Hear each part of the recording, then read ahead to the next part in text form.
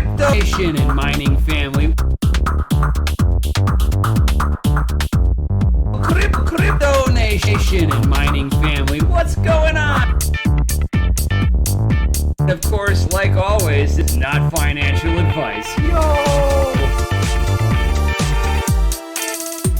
Yo, Crypto Nation and mining family. What's going on? Yo.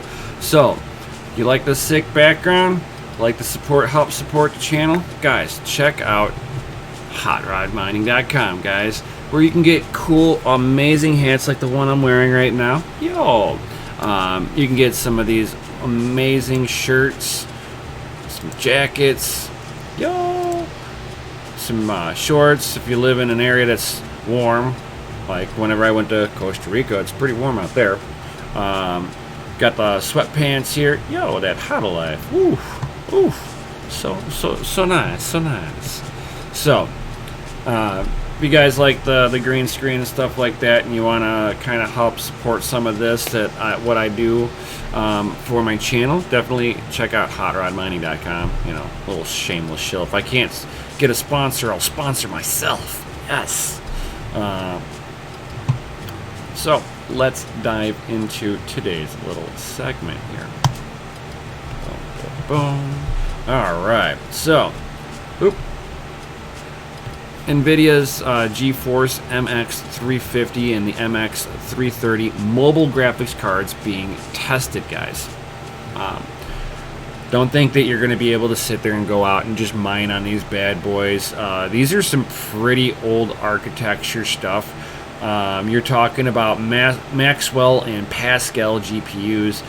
It looks like the two new ones, the 350 and the 330, looks like they're more than likely going to be on the Pascal architecture. They're going to have a performance kind of like the GTX 1050 Mobile Edition. So these things aren't going to be like these huge powerhouses, guys. So don't, like I always tell people, don't mine on your laptops or your mobile device of any sort. Yes, you can do some testing on it, but don't do it long term. For a few moments, don't let it get hot. And anyways, if it starts to get warm, these things are going to start to thermal throttle themselves just to preserve themselves. So kind of keep that in mind too when you're sitting here and mining on your laptop. Not only that, if you're mining on them, guys, you're killing your battery in the long run. Again, doing a test on it just to see what the numbers it could pull. I'm always down for testing purposes. But testing means that you're doing it for a few moments and then you're turning it off. I've mined on my cell phone. This is a Galaxy S10. This thing gets about 500 hash a second on that Monero. And then once it starts warming up and thermal throttling, it starts to thermal throttle it down to about 430 hash a second until you let it cool back down. Since I'm in the winter time, I brought this in front of a fan that's pulling in fresh air from outside into the mining room, and I blew the air directly on the phone, and this thing started mining at 530 hash a second. So you can definitely tell that this thing is thermal throttling. It's some of the same thing reason why I would say not to be mining on this. It's going to do the same thing. Overclocking tools on most mobile devices are severely limited. So just also keep that in mind. Sometimes they're limited to a point where you can't do anything to them anyway. Unless you're able to root the phone, your mobile device of some way. Probably not worth it though. Alright, so getting into the meat and potatoes on this. So you can sit there and see that they're not going to be pulling these huge wattage draws on there, but you're going to be looking at 1354 to 1468 megahertz on the core clock, It's not a spectacular numbers. 640 CUDA cores, very, very low numbers on this. So you can tell that these are already being throttled back. On top of it, it's old architecture. You can see some of the computing power. So the top tier that they're talking about in this testing is the mobile GTX 1050, 2 gigabyte. So and that's going to be another thing, is that you're not going to have a lot of gigabytes of memory on there, so you're going to be severely limited on what things you'd even be able to mine with it, if it even wants to mine with the graphics anyway. So, you know,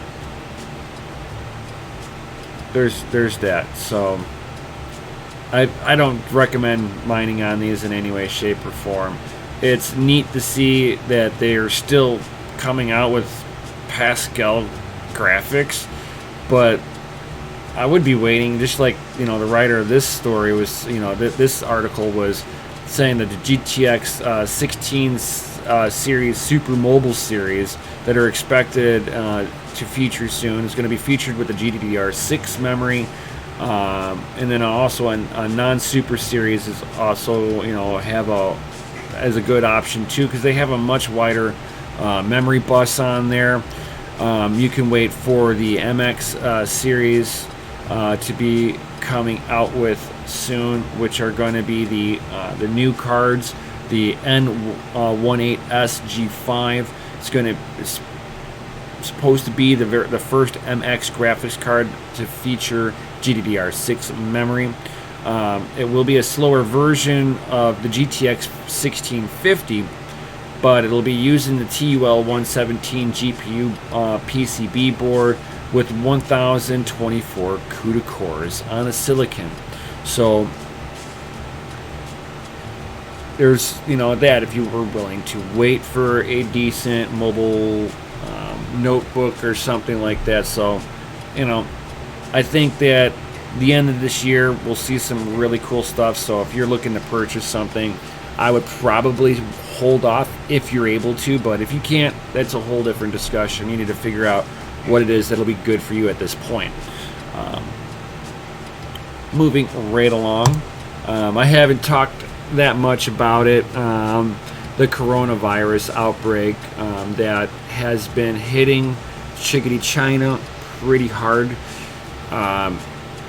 They have a lot of factories that are still shut down due to the viral outbreak. So you have places like Bitmain, where they get their silicon, TSM foundries, and other places that are the chip manufacturers for these guys are also shut down. So you're talking about orders now starting to becoming backlogged on most of these. So Canon, Innosilicon, Bitmain, a lot of their miners that are supposed to be shipping for fulfillment of orders, now they're having huge delays on getting all the orders fulfilled because they cannot make enough ASICs now. They don't have the chips for it. You're also going to start seeing this, if it lasts for a long time, you're going to start seeing this in the CPU market, the GPU market, and it's going to start causing prices to go up. Because there's only a few, like 3 or 4 foundries, and I believe they're all in Chickadee, China. So as this outbreak becomes worse in China, this is going to start hitting everybody, whether it's in the gaming sector, in the mining sector, or in the data centers. Everybody's going to start feeling this one soon, if it keeps on going. But it's also causing the crypto mining to kind of flatline out because of it. So what that means is that instead of the graph going up exponentially like it's been doing, you know, it kind of goes up, pulls back a little bit, and then shoots back up. And it's been going up for a while now, and I've known that it's because that there's more efficient hardware coming out. But as the coronavirus outbreak starts to really impact things, you'll have miners that are looking at their S9s that are sitting in the background, not doing anything, and with Bitcoin being above $10,000, it means that the S9s running in China, where they have like next to no electricity price for their kilowatt hours, which I'm very jealous of. I'm just saying.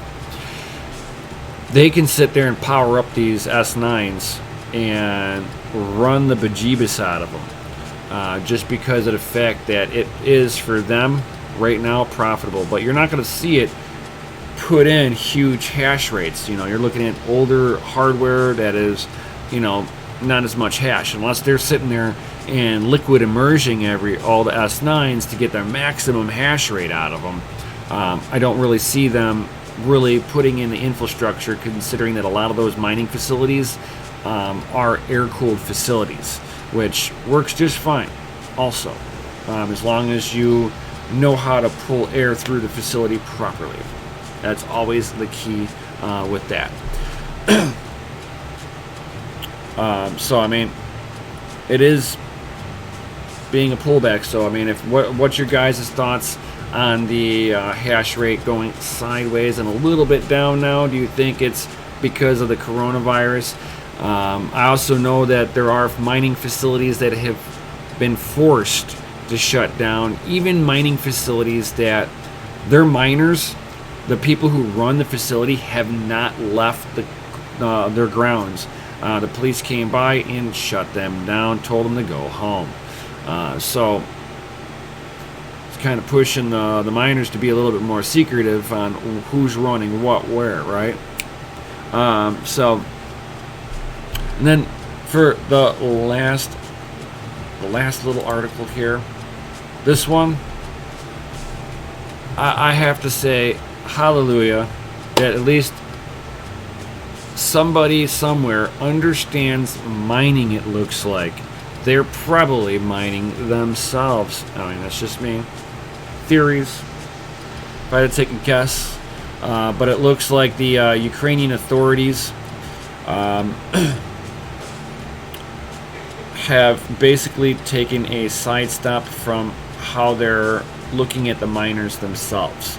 They are looking at it as each miner is, there's no real major control that each one of the Bitcoin miners have. Everything is done by consensus of the protocol.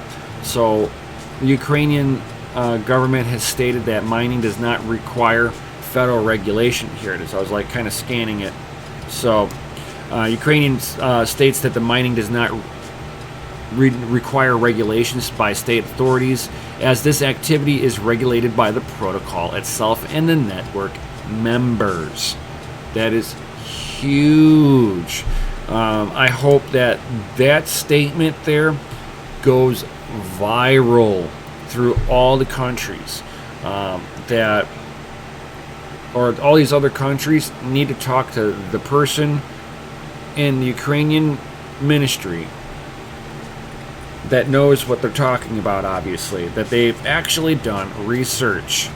That's why it makes me think that that person might mine, or they might have a few people that they know that mine some of that busy Bitcoin.